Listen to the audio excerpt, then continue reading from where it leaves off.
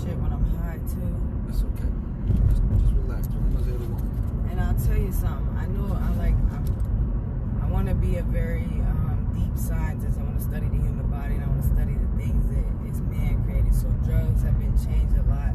So I have a lot of control over it. So I knew what there was wrong with my drug, and I knew before I checked it and looked it up. You know, why is it doing this? I knew because I know my drugs. You know, the one thing I cannot say I know about is heroin, because I don't want to ever feel like I'm dying. I like uppers. I like to feel like I'm alive, but I don't like an upper that keeps me lasting for long, because I'm not miserable like how people get. You know, when there's levels to shit. Meth, you know what I'm saying, crystal meth and Molly are long lasting. Mm-hmm. You need that effect for long. People who do cocaine and are not, you know, they do it and they're functioning, and those people, they can, I mean, I don't know. The people that can take breaks, or, you know, take breaks and still succeed. Because I know a lot of fucking people, and they might go a month straight and be woke for fucking 10 days, but they still get back on the track like, damn, hold on, wait. You know? But cocaine has a downer. Meth and fucking that shit does not have a down to it without a tweak. If you try to force yourself down without enjoying it, you're gonna fucking fuck yourself up. And that's scientifically, I'm telling you some shit you probably know or you don't know, but I like crack because it doesn't last long. I like crack because of the fucking way it makes me feel, and I like crack because that's what the fuck I like. Out of everything I've ever fucking tried, you know, I can say mushrooms is the fucking top, but I'll never do them again. I did it one time, and it was an out-of-body experience with God as my witness, and it's that apple that Eve bit, and I'm not supposed to eat that shit.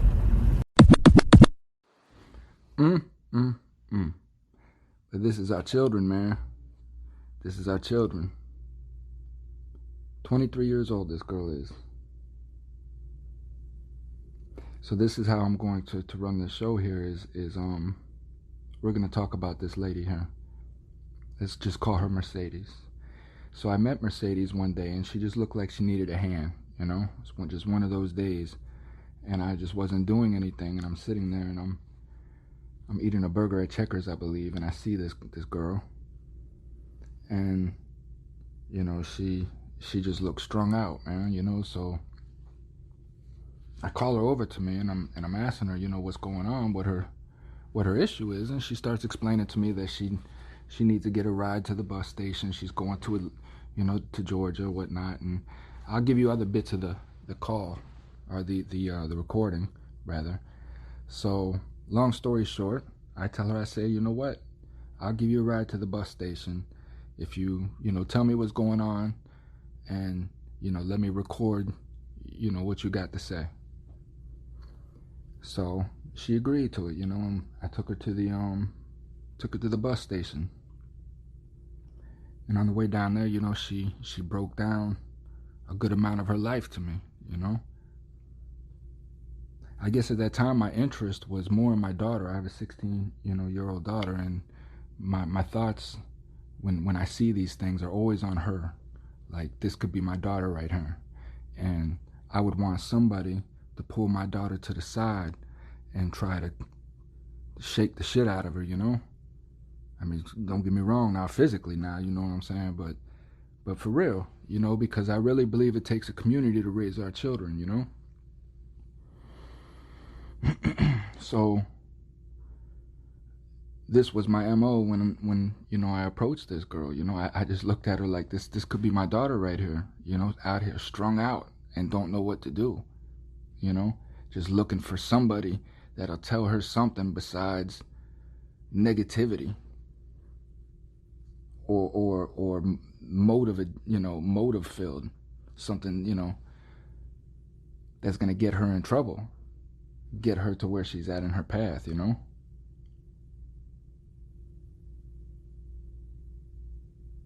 It's amazing. It's amazing how she opened up to me and told me the things that she had told me. And I just listened, you know, I just listened to her, and I know the story, man. I've been around the story. I grew up around the story. I've seen it. It's nothing changes, man, you know. And it's like I say, I put it on us. I put it on me. I put it on us as parents. we're failing our children because we don't know what to do, because our parents didn't teach us in the proper manner. Now, of course, I'm not talking about everybody. You know, when I speak, we have the common knowledge that when it comes to humanity, nothing is 100%. We already know that.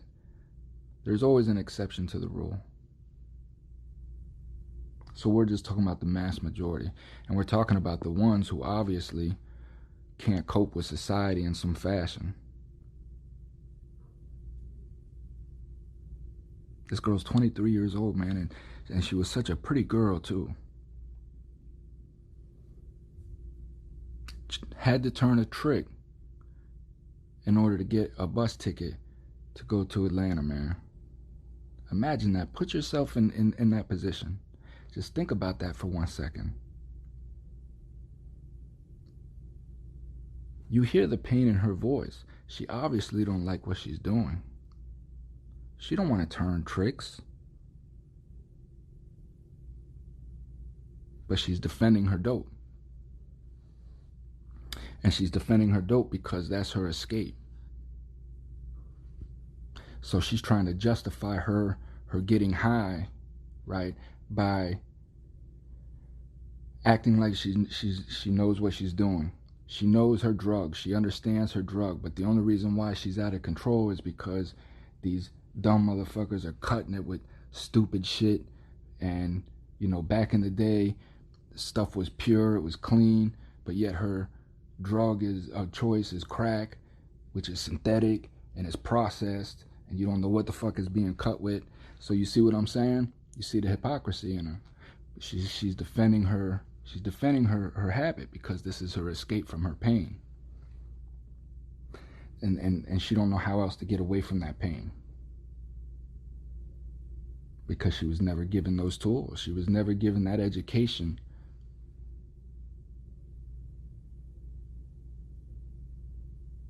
Because I can't remember if it was in the clip that we just heard or a clip that I'm going to be bringing forward, but she talks about how, you know, her mother was a crackhead. So she's lived a manipulative life.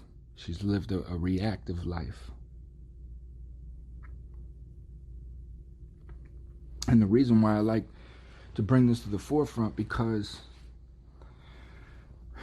for a lot of my life, including now, you know, I'm praying that I can cut it down each day, but we all live reactive lives. We live off emotions. We're making decisions based upon which emotion we're in at that time, and we're just reacting to what is triggering those emotions, and then the reaction just brings trouble, you know, and we're just doing it over and over and over again, and we're teaching our kids how to do it.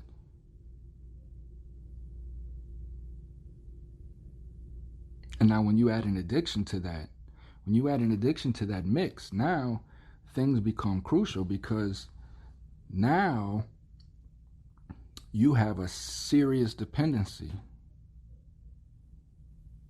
And depending how much willpower and discipline you have in yourself, as the young lady was describing, which I'll get into in 1 second, but depending on how much you have of that within,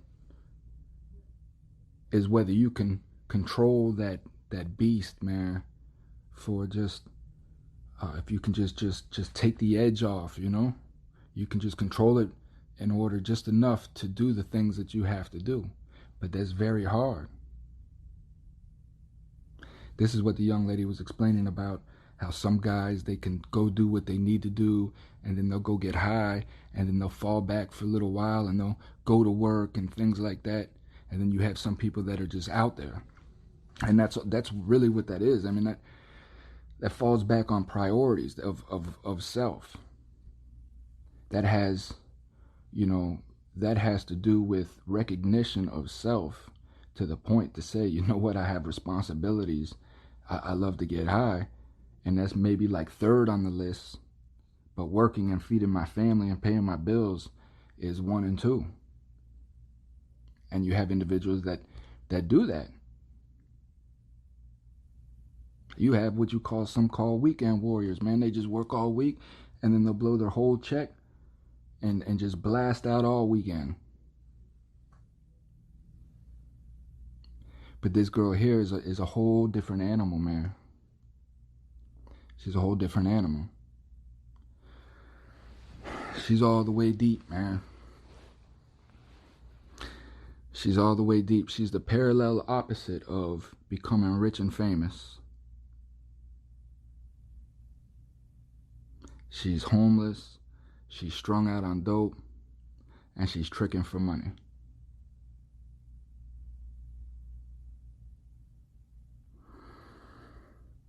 You cannot degrade your you can't degrade your body any more than that. You cannot tear down your temple any more than that. Our bodies, our souls is our temples. We have to protect those at all costs, and we pray to those, and we keep that temple healthy and strong. I mean, we're supposed to.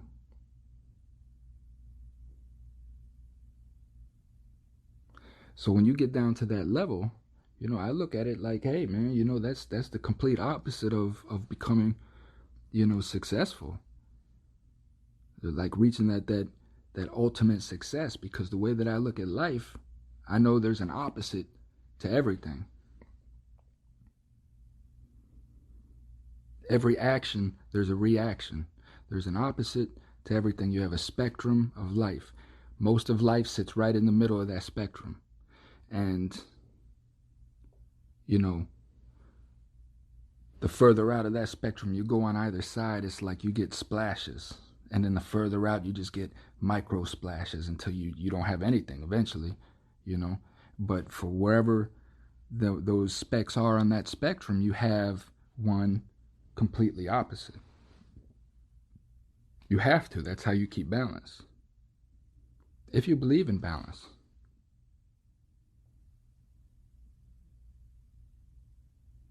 And that's what I had to learn within, was how to deal with those bad days. How to get through those bad days when I couldn't understand, man, why? Man, why does this happen to me, man? Why does this keep happening to me over and over again, man? No matter how hard I try to do right, this stuff keeps happening to me.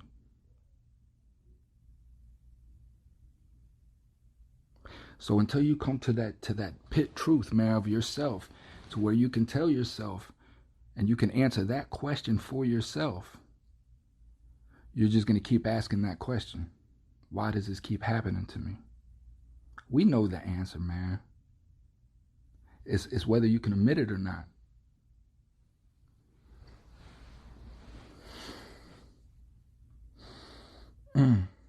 I think about that girl, man. I think about her from time to time. That recording's probably 2 years ago from this date. And she passes through my mind every once in a while. I like to think that she got her little lab or whatever, you know. But I just know statistics, man, and I'm a firm believer in numbers. Numbers don't lie.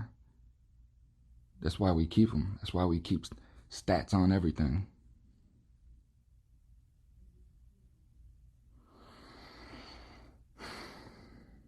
I pray for her, and I hope she's okay, you know. So the point of this little clip here, and then I'm going to go into the next one, but the point of this clip here is it's very, very important to know who you are and to be who you are and to understand that this is who you are. If you're not happy, then find whatever you have to do in order to change that. Nothing else in your life is going to manifest good if you're not good within. That's just the bottom line. There's no way of getting around that. And you can fake it for most of your life. But the point is that you're not doing anything but collecting material gain. You're not growing. Your spirit isn't learning anything. You're just being something that you're not. And that leads into so much so much secrecy and deviancy, and that's what's going on in this world today. Is just all this secrecy and deviancy. People getting married and they don't even know each other, you know, because the guy or the girl has got some sort of deviant that they're ashamed of, because they think that that is weird, because that's the label that we put on stuff that we don't understand, and it creates insecurities with people. So now there's secrets, and it just goes on and on. And to the point you're freaking 23 years old and you're strung out. And you don't even understand how life even works. So then you start questioning, like, what's life's worth? It's this life is garbage. This is horrible and it's evil, and that's how you start thinking like that. Next thing you know, you don't even want to be here no more. You know?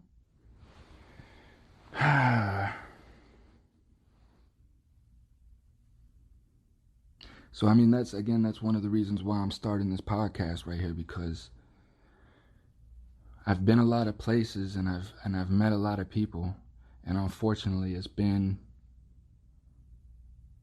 a lot of hurt, lost people, man. Just meatless, just meatless, big hunks of meat. That's all it is, just big hunks of meat, just walking around banging into each other. And as soon as it bangs into each other, it reacts. That's what we look like, a bunch of bumbling meat bags, big shit bags. And look how we're acting, man. Look how we treat each other. Look what we're doing to each other.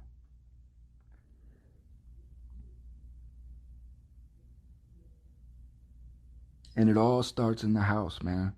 It all starts in the house. It all starts with the parents. It all starts with the environment that we're raising our children in.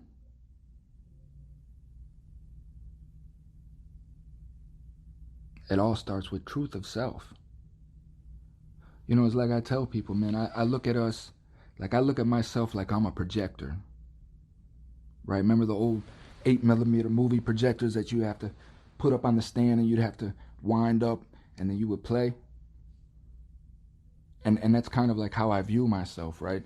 Only my movie that I'm broadcasting to the world is who I really am inside, subconsciously. The things that I'm doing when I'm thinking that nobody's watching, things of that nature. And if that's not clean, then that's going to bring out deviancy, right? Secrecy, agenda, motive, ill will, jealousy, things of that nature. And we need those things. Again, those things are a necessity. You're not going to get rid of those things. It's impossible. Just imagine if everybody was happy in the world, right? Just imagine if we had no evil, no ill will, and everybody was just happy in the world. Just picture that for one moment. Everything was perfect. How would you know that everything was perfect? How would you know that everybody was happy? Because it's the same every day.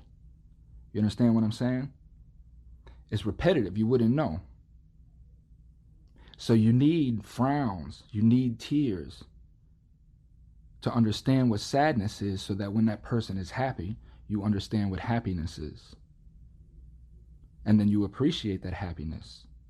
And then you strive for more of that happiness. You see what I'm saying? We need thunderstorms. We need rain. Not for the obvious reasons of life itself, but to appreciate the sun. Some people enjoy the rain. They appreciate the rain more than they do the sun. It's vice versa. But we need one or the other in order to be able to identify which is which. So we need bad times. So when bad times come, don't look upon them and frown. Prepare for them. Know that these bad times can come. And then you prepare for them. So that way when they do come, you can scurry them right on along as fast as them motherfuckers came and get right back to the good times again. That's the trick. Life is waves. Everything moves in waves. TV waves, microwaves, sound waves. Just everything moves in waves. And life is no different. You have its highs and you have its lows.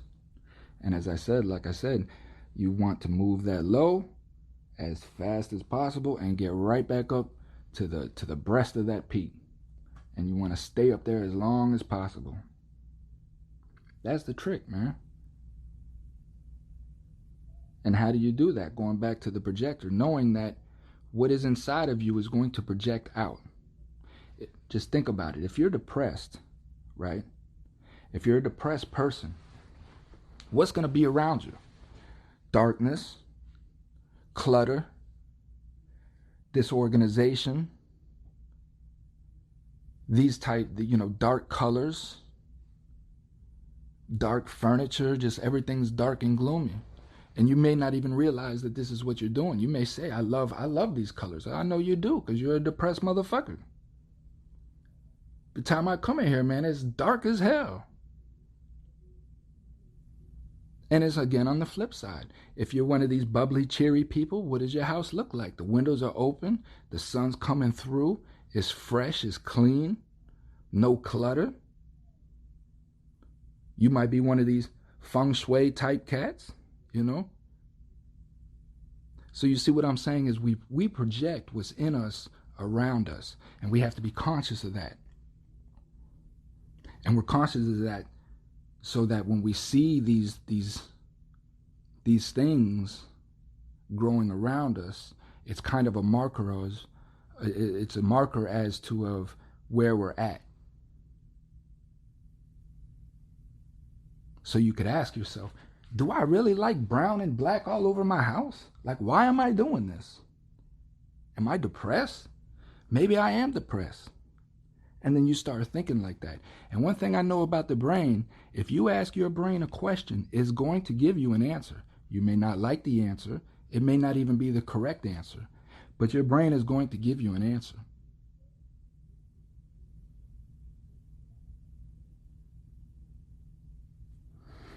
So, I'm going to move it on to the next clip, man. I just say that, again, it's very, very important to always be honest with yourself and to know yourself. Where is your state of mind at?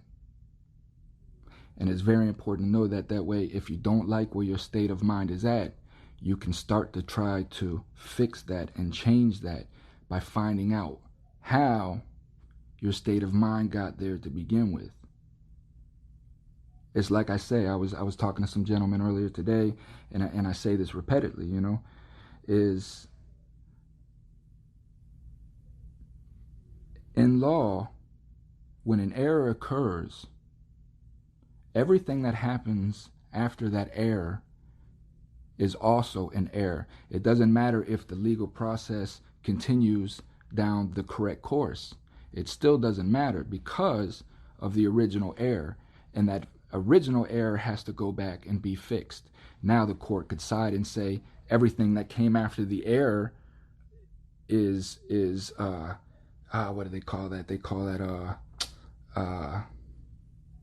like it doesn't matter, moot. It's not what they call it. It's another word for moot, but my fellas will know and they'll respond. But yeah, they just say that everything that was behind that error wouldn't have changed the sentence. It wouldn't have done anything. So therefore, it's just a moot error. Harmless error. And nothing would have changed from there. But it still has to be visited from the first of the error. So, for instance, there are many cases where a gentleman did not get his Miranda rights read at the very start of his arrest.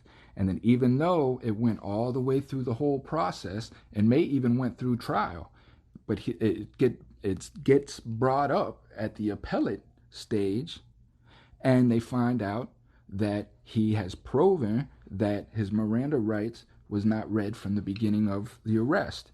And guess what? All his evidence gets thrown out. Everything gets thrown out. Even though that they may have followed perfect protocol after that. but the original error was there. So when I look at things like that, I apply them to my life. Where did the original error occur? That's where you have to be honest with yourself at.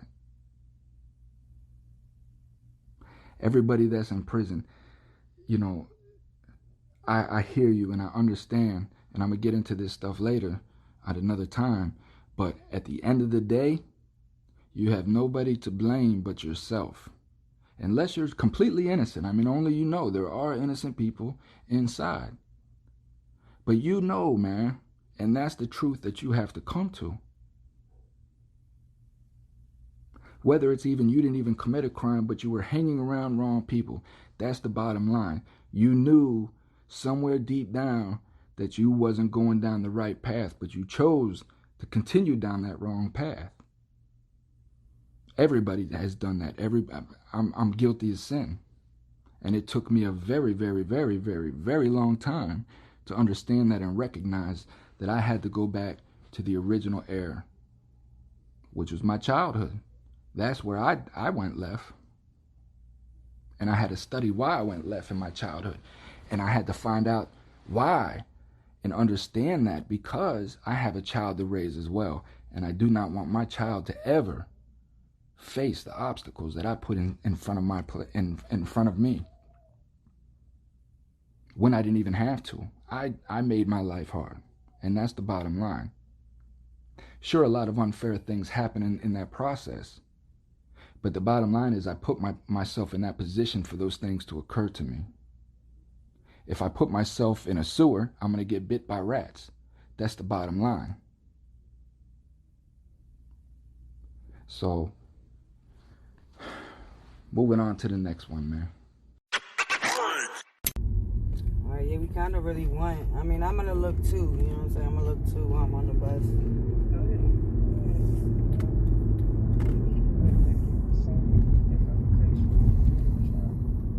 Yeah, I mean, even if I just get there and get my motherfucking shit or something, I don't know how this shit gonna go for real. Yeah. What did you really need? I mean, I don't really have to get it till, you know what I'm saying? Like you said, you got me on clothes and shit, so really you just need to...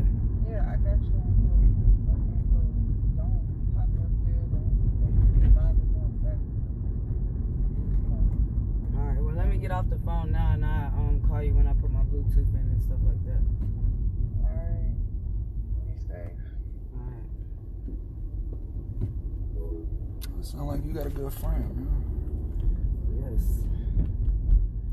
New, but you know, that's what I'm saying. Like, I don't know, I look at a lot of people's lives and I can't get this fucking hair right. I look at people's lives and everybody has somebody, and you know, I think sometimes I'm unappreciative and ungrateful for the people that do and are in my life. They can't do all the stuff that I might hope they could do or expect them to do, but they are, you know, they care about me, and I need to quit overlooking that and looking for other motherfuckers that give a fuck about me.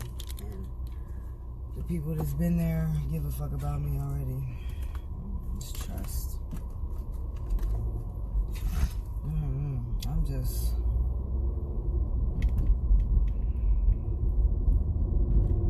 I just know I can say that I'm not gonna touch that shit again today, and I'm not gonna touch that shit again one day at a time. What are your triggers? What make you want to get high? Oh my gosh, I'm about to just start crying. I don't even know. I think I have bad depression. I don't even know. I think I just have bad depression because of the beautiful, fucking, sincere, considered, like, real, genuine heart that I have. So I'm depressed. I'm depressed a lot. So when I get depressed, I either choose to do one or two things. I'm either, well, no, it's only one thing. I get high.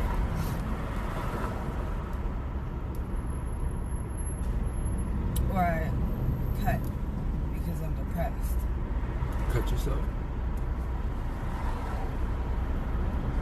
And usually, so far, I've only been cutting really when I'm done getting so fucking high. And I'm so fucking I just give myself to whoever's around me. and they like run off with me, and so I'm lost, and I start using, or I start doing some shit that I use. That's the thing. I'll find some shit that I can do, and it's crack, because I can be touching coke and I'm great. I'm still making money. I'm still doing what I'm supposed to. I'm still functioning. So I have like a little bit of control to where I used to. I'm just fucked up with that shit. There is no you can do it. There is no you can do it. It's a substance that's not meant to be used unless it's used in the proper ways that I will get down to figure out, but it's not meant to be used to get high or to escape. That's right. And I knew that. Look, and I'll tell you my secret to getting high and being able to stop and start. And the secret to getting high is you're supposed to enjoy the fucking high, just like the first time you got high. So that's how I've been able to stop and start, and that's how I am able to stop and start. I'll buy the amount that I need, I use it. If somebody pisses me off, I usually have enough to get some more. Or if I don't have enough to get some more, I'm gonna sit where I know I can enjoy it. And I usually just like to sit back and think really hard. I don't get anything accomplished, but then when it's over, I get to go to sleep on it, and I still might have some money, or I still might have, my fucking, my energy, my vibe, I still might have it. But when I bring people around me, people have that energy. Everybody's energy is different, and everybody is just different in a different stage. So just because I'm 23 and the next person's 23 and he's saying some of the similar shit that I think,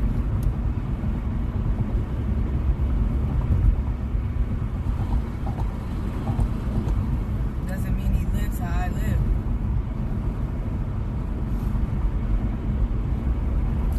It sounds to me, mommy, like you're lonely and you're just looking for somebody to give a fuck. People have friends. People really have friends. Like, you guys might separate for fucking years, but before you guys separated for years, you used to be those ones that checked on each other, even if you had to be away from each other or some shit. I have friends like that, but it's not enough. It's not what you want.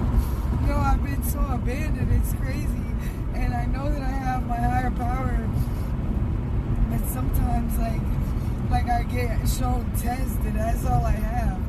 You know what I mean? My mother, it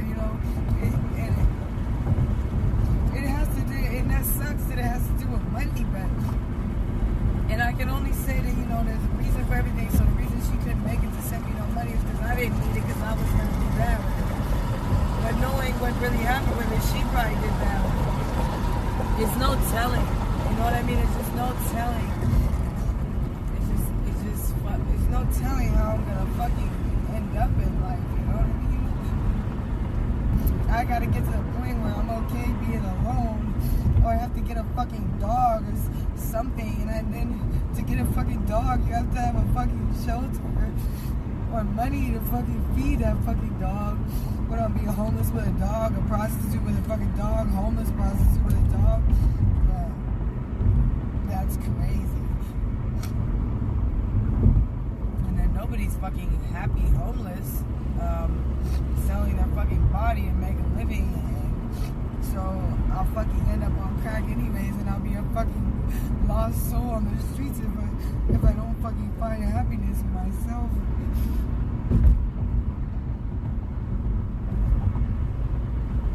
But what's troubling you so? I mean, what is it that's driving this is well, my mother is a crackhead, and she proves to me all the time that, saying she's got that, it's got more control over her, which is why I try to keep control of it, or sometimes try to let it take me over, because what the fuck, my mom it's like my mom doesn't even love me, but I really know she does love me.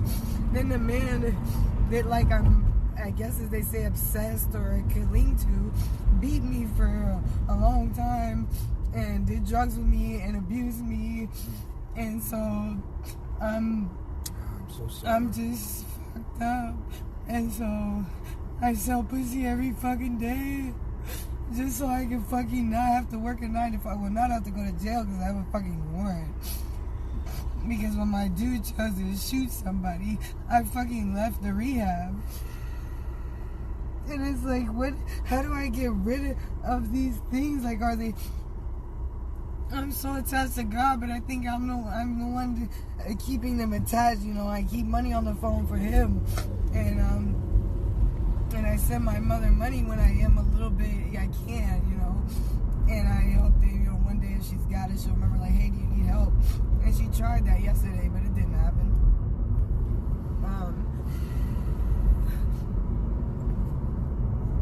And some days I don't want to fucking hoe it all.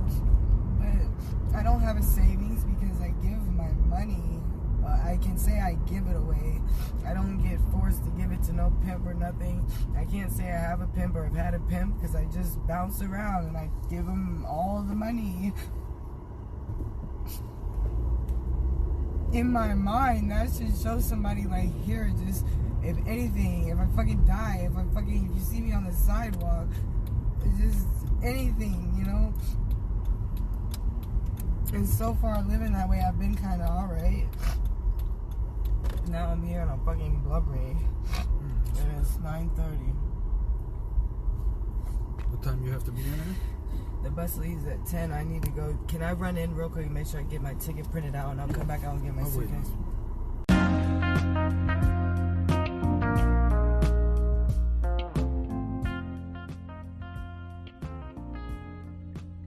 Childhood, man. Childhood. This girl barely stood a chance, man. You know?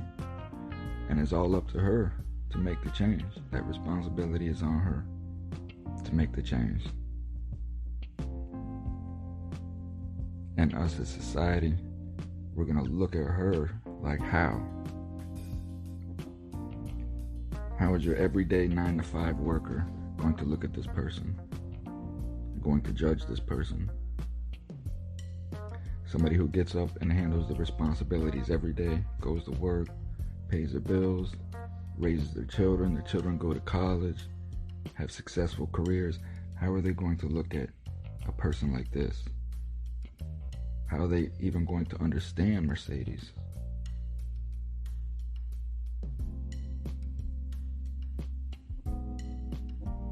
These are the people I'm trying to reach, to help them try to understand how they could have easily been Mercedes.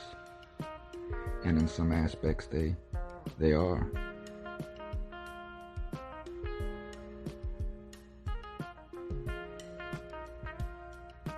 And the only individuals I'm talking about are the ones, myself included, that are just not honest with each other.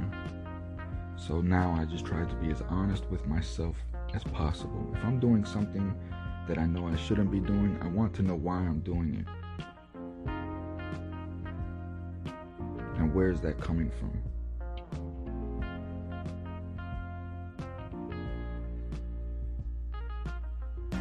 You have to know yourself. And you have to be okay with yourself.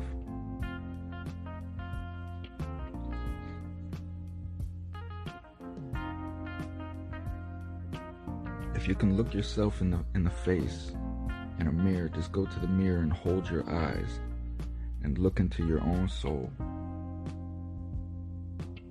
and you're happy with your decisions and the way that your life is going, then this isn't for you. This is for the ones who can't hold that gaze, who don't know where their life is going, as you heard Mercedes saying. She don't know where her life is going to be because she don't have control of it. Life has control of her. And that's how she's speaking. And the more she speaks that, the more she manifests that. The more she believes that and has faith in that, the more she manifests that.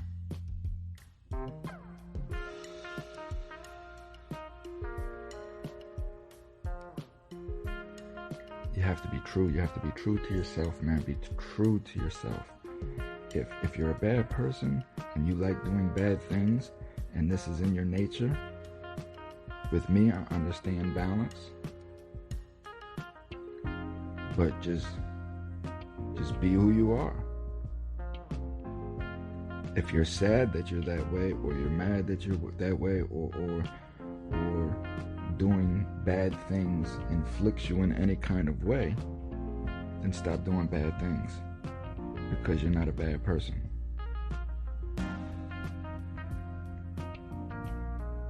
And it's kind of tricky, you know, because it's tough, man. Life is a very tough thing to figure out, because I really don't feel like you're born bad, you know, unless there's some sort of chemical imbalance from a blood disorder or some sort of abuse in the womb or whatever, you know, but I just don't believe that babies just come out and are bad. You just have a big pile of mush, right? You have a big pile of mush with nothing containing it. But this mush is a sponge, and it just absorbs everything that the five senses comes in contact with. It absorbs it and it registers it, how to utilize it.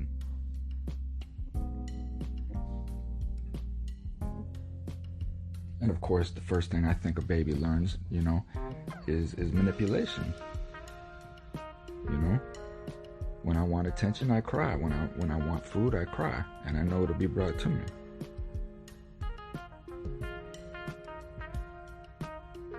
So us as parents is being taught from day one on how to educate this pile of mush in order to grow to be a decent human being that's going to give back to humanity in such a way that it's going to help humanity keep on flourishing and growing for a common goal. To me, I think that's the purpose.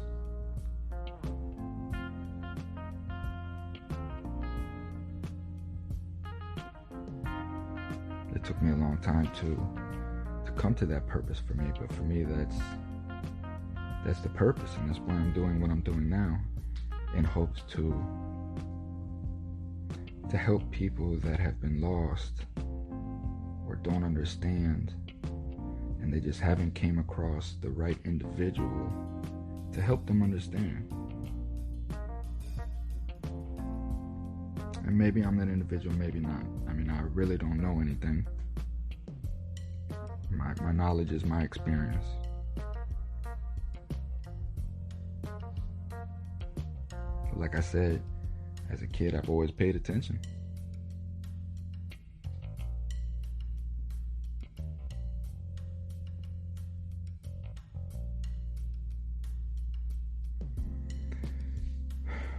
So you have Mercedes and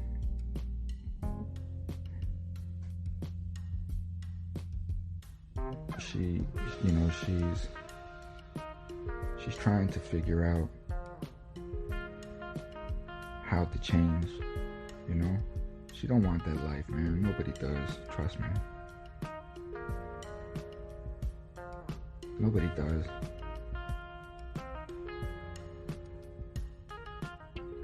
I mean, you heard this girl opens herself up.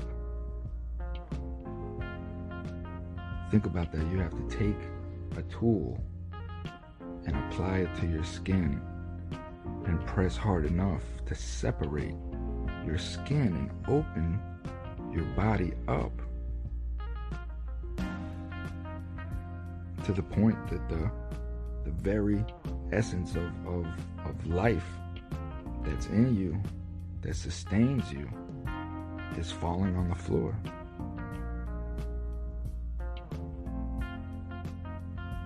Let me tell you, it takes a lot of pain to be able to be in that state. I'm 23 years old. 23.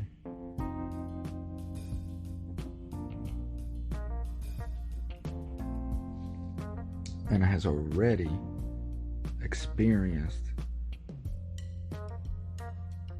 some of life's hardest lessons.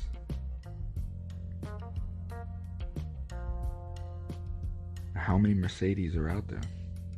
Men and women in that same position.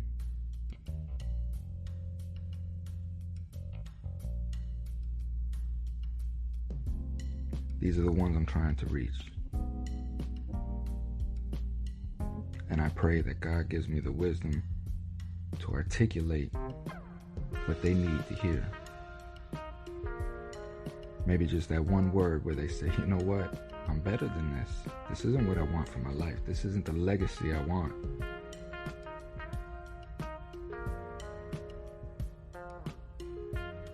I don't want to leave this earth and people just say, he was just another dope head, she was just another crack whore. Even if it's just one person, hopefully that one person is my child or my children, but even if it's just one, well, you know what? My mom, my dad was a good person. They had problems, true, but they did good also. What good do you do? Let me ask you so. If you look at yourself in the mirror, right? How many negative things can you say about yourself?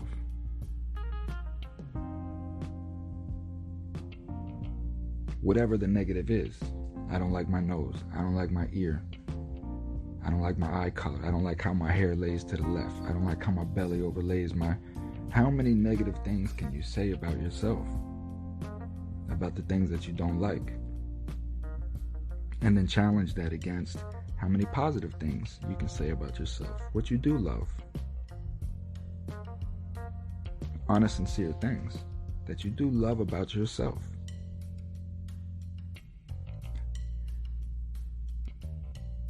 See, this goes back to what I was saying earlier about broadcasting signs. We broadcast signs, and if we don't pay attention to what we're broadcasting, we can very easily get lost from ourselves.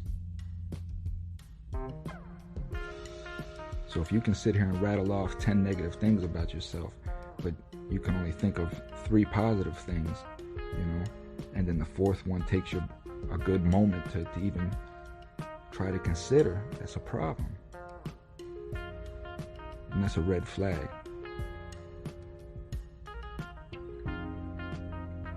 We should be able to have countless positive things to say about ourselves. If I can only think of 3 positive things to say about myself, then how am I going to see positive in anybody else or anything else if I can't see it in myself? How am I going to love anybody else if I don't love myself? How do I even recognize love? Sure, I can walk around and tell people I love them, and I can have a perception of what love is based upon what I see in movies and soap operas, other people's relationships, things like that. But do I know love, or am I just imitating it? These are the questions that we have to know about ourselves.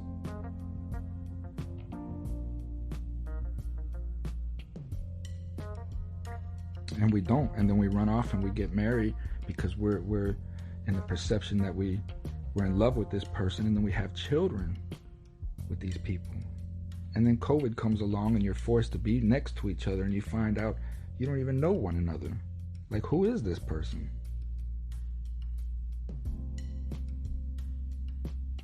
But see, the egregiousness of that is, before COVID came, this couple could have been married 10, 15 years. And it was just a physical attraction. They really didn't love each other.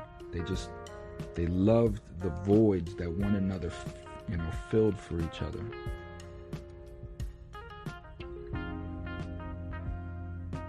And then once those voids were filled and they were forgotten about, then you start paying attention and start seeing things that you didn't notice before, that you really don't like. And then these agitations start growing on you. Before you know it, you're barely even talking.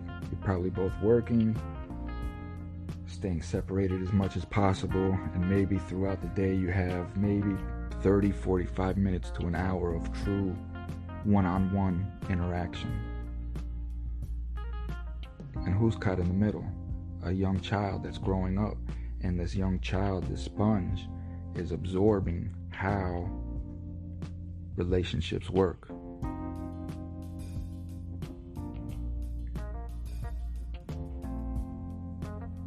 So in the example that Courtney gave, this young girl is in her mother's room. She hears her mother mumble stuff out of frustration. She goes, an hour later, she's with her father. She hears her father mumble things out of aggravation. And she registers all these things. And this child grows up confused.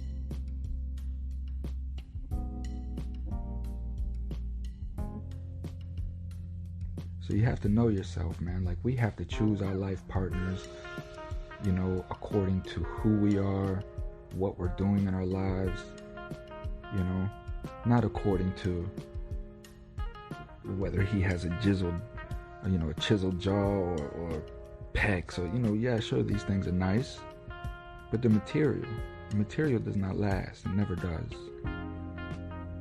Those pecs aren't going to be there, not unless you're The Rock. You know?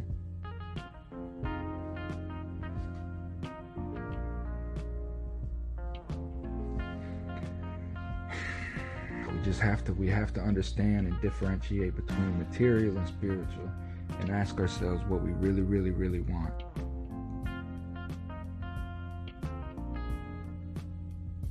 If I want to live a material life, cool, but know that that's what you're living, and know what comes with that.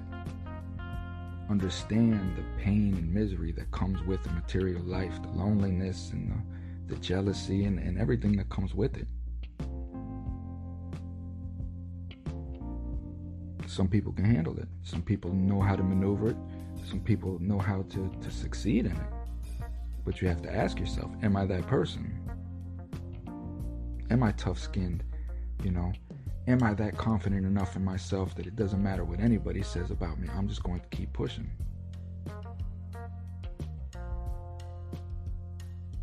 But see, Mercedes and so many other Mercedes, they're just stuck in a time and space in their childhood, and they're still trying to receive what it was they didn't get from their childhood. And that's what appears to me. And I mean, the reason why I say that, because that's just a sense of where I was at.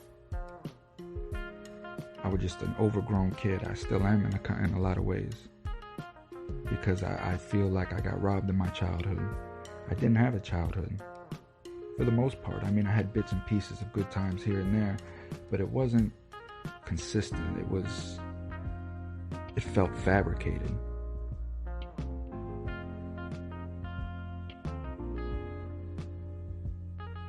And us as an American society, this is what I see in almost every neighborhood with all our kids. I see it in the supermarket. These kids yelling and screaming and taking candy bars and throwing them across the store because their mom won't buy them one, you know? Just craziness. And I think a lot of it is because we've become very sensitive as a nation, very nosy as a nation, and ignorant. The ignorance is in not knowing and understanding each person's plight, you know, each person's dilemma, each person's life, and understanding that this person and their values and what's going on in their lives has absolutely nothing to do with yours.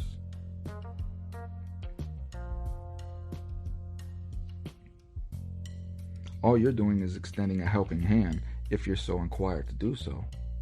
If you see something that you don't like going on, you want to fix the situation, then you offer a helping hand.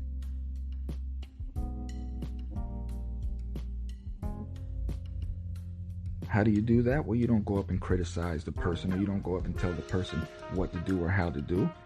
You simply go up and ask a question. How can I help? Is there anything I can do to help? That's genuine care for humanity.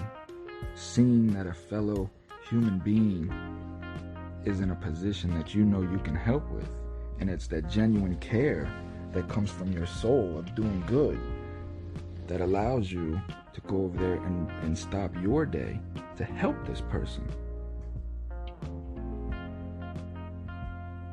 Irregardless of how the person reacts to you. The person could get snippy. Man, I don't need no help. Get the hell away from me. And that's cool. Their interaction has nothing to do with your spirit and what you want it to do.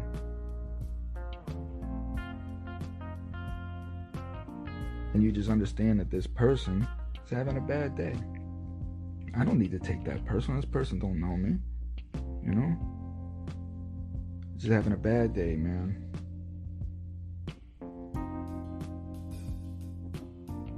That's how we have to look at people like Mercedes. Like, how can we help her? What can we do? That was a situation that I didn't know how to help. I didn't know what to do. I didn't know where to send the girl. I didn't know who to call. The only help that I knew that I could offer was to give her a ride and to listen to her, because she probably has very little people that really listen to her, because who's going to take her serious?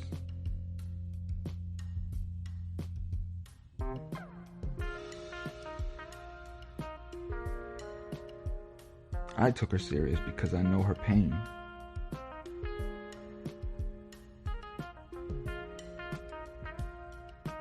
So it's a hard thing to listen to, you know, and it really brings tears to my eyes to know that we can subject ourselves to such an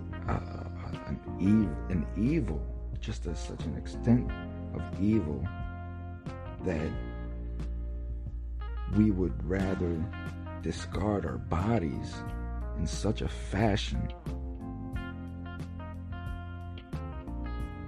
to gain access to this evil. Because in our minds we've accepted this evil to be a release. Like life life is more evil than the evil itself. This is how we've trained our minds to think, because of the pain that's occurred to us.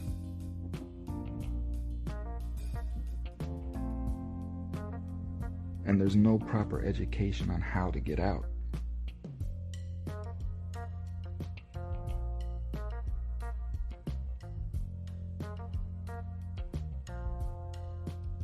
Like I said about the fish pond, you know, you muster up enough energy and strength and courage to throw out the fish that you picked, but you go right back to the same pond and you pull out another fish, and you trust this fish, and you put your heart into this fish because you want change, only to find out it's the same fish.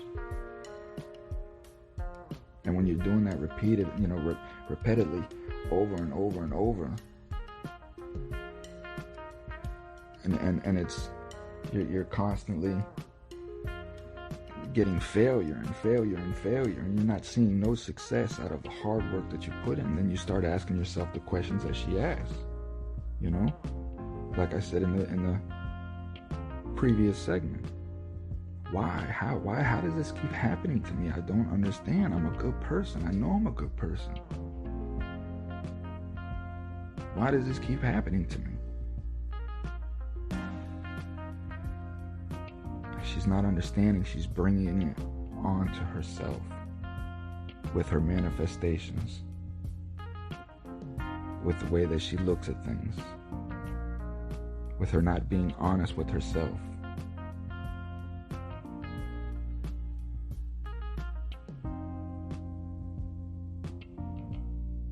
You're always going to get to the root of your problem if you're honest with yourself. 100%.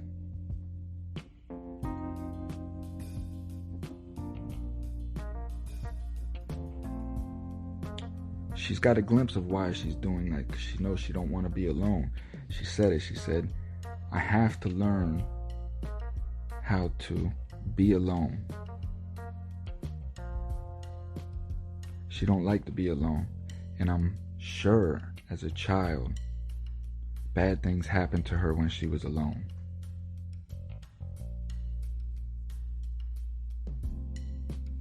How do you get over that? How does Mercedes get over that?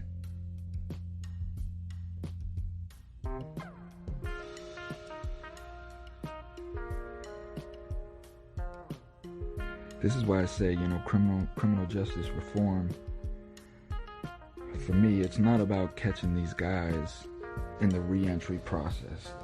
Yes, the whole system has to be redone and it has to be revamped, no question, especially the re-entry. But for me, it's getting to these guys before incarceration, before re-entry, because a large mass majority of people are already lost and gone before they even get to re-entry.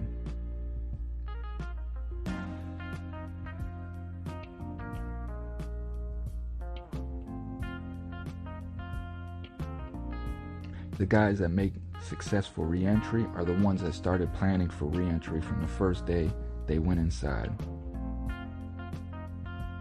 If you're not doing that, you're not going to have a successful re-entry, because it's up to you.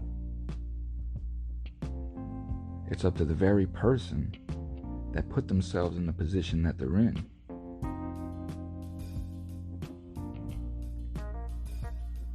The government's not going to do it. Nobody's going to do it. Nobody's going to even help to do it.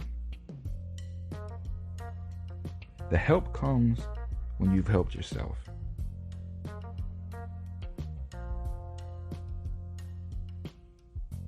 And that's why I say, when God's ready for me, when God knows I'm ready, He'll open doors for me. Until then, I just have to keep educating myself, keep enlightening myself, and keep pushing myself in the direction that I feel my spirit taking me. And you can only know that if you know yourself and know your spirit.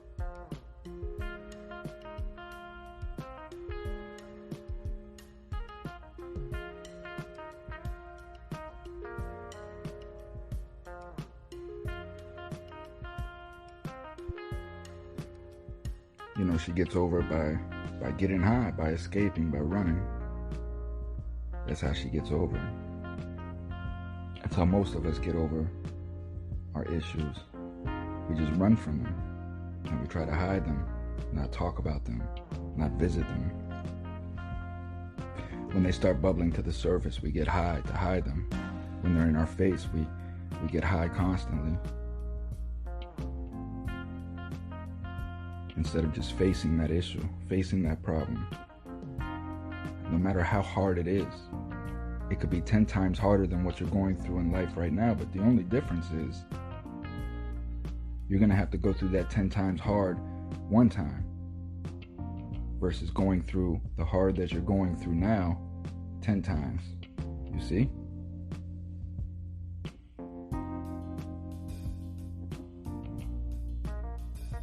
There's an old saying, man, that a coward dies 1,000 deaths, but a man only dies once.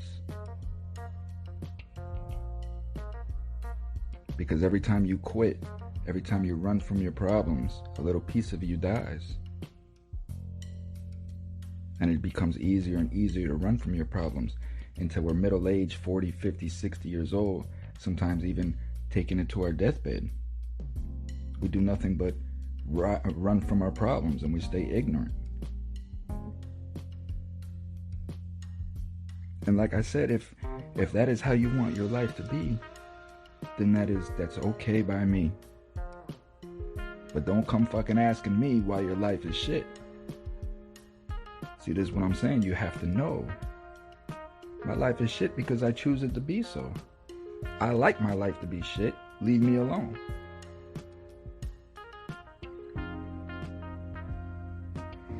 But the moment you come asking me, man, why is my life like this? Well, your life is like this because you're lazy. You don't want to read. You don't want to educate yourself. You just want to keep getting up and going to this 9-to-5 job that has no growth. And you want to come home and spend your money on dope. Or beer or liquor or video games or whatever it is. That's why your life is shit. It's not because of your girlfriend or the people that's around you or your parents or anything like that. You're a grown man. You're able to make your own decisions and think for yourself. Or woman. I'm not singling anybody out. I haven't had this conversation with nobody. This is just hypothetically speaking. But I'm sure it happens all the time.